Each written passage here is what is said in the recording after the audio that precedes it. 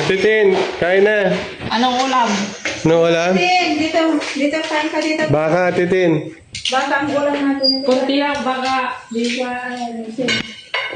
Oh, sexy naman ni Ate Tin. Ate Tin, punta lang tayo ng hospital pero ang ganda ng outfit mo ah. Dito ka po. Kumain ka pa na. Di ba yan? Ang ganda ng outfit na. Yes. Grabe. Dalagang dalaga. Kala ko hindi. Kunti lang. Dalagang dalaga. Dalagang si Ate Tin, oh. Ang aming dalaging din. Tignan nyo naman mga babayan, yung outfit. Ano pa yan? Naka-makeup pa yan si Ate Tin. Ano yung dala mo, Ate Tin? Lipstick. Ay, may lipstick na. May foundation pa. Wow, si Ate Tin talaga. Ang galing na. Ito po mga kababayan. Dadalhin namin siya sa, check-up niya. Sa hospital. So, siyempre kasama dyan ang buong team. Mati yung kain.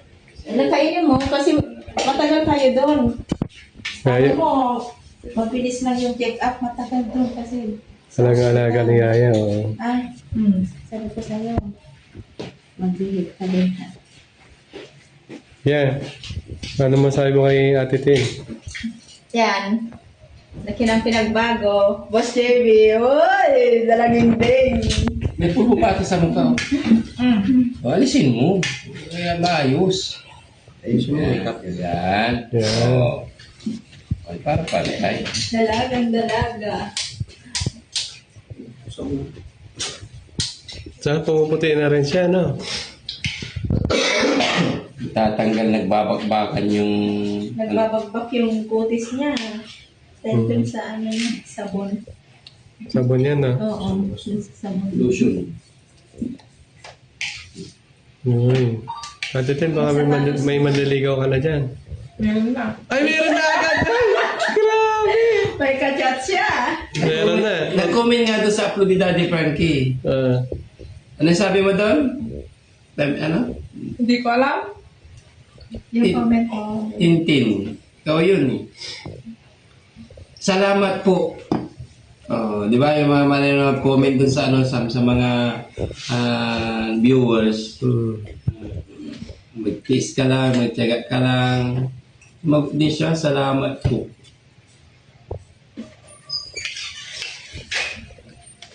May nangliligaw na pala kay Ate Tin. Alamin natin yan. Ate Tin, taga saan? Ano? Sa ibang bansa. Ay, foreigner. Wow.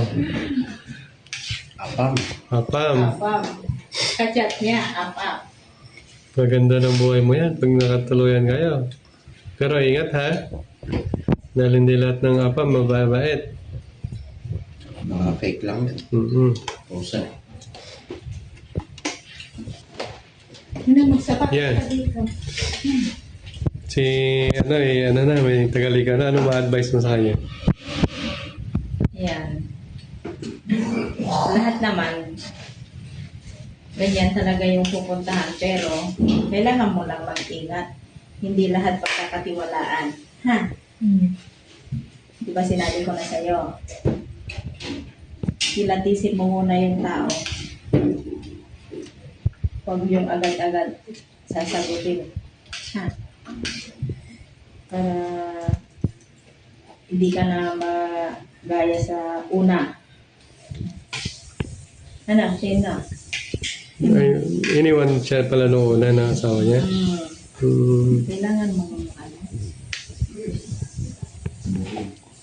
pinatisin yung mga tao sa iyong paligid.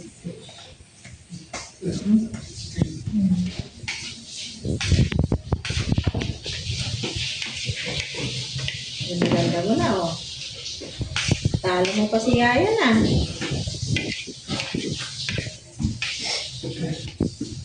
Sapatos ka doon, ha? Sige, pagkas kumain ni Ate Tin, magsasapatos siya, tapos lalarga na kami. Oo. Ha? Nasubaybayan po natin mga babayan ang buhay ni Ate Tintin. Ito po. So, ngayon po yung araw ng check-up niya kasama ang buong team, Daddy Frankie. So, kami muna po ang inatasan ni Daddy Frankie para dalhin siya sa pagamutan. No? Yes. O, dalawa. Maraming salamat po sa lahat ng sumubaybay kay Tintin. Ito na po. O, shoutout natin, buong team.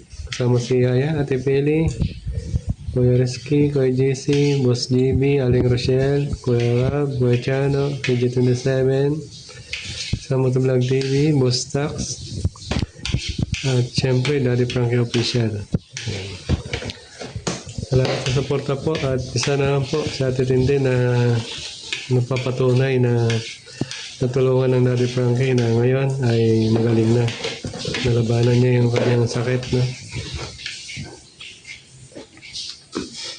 So, yan. Tapos na si Ate Tintin. Tara. Thank you po. Magsapatos ka doon. Thank you po, Ate Pili. Magsapatos ka sa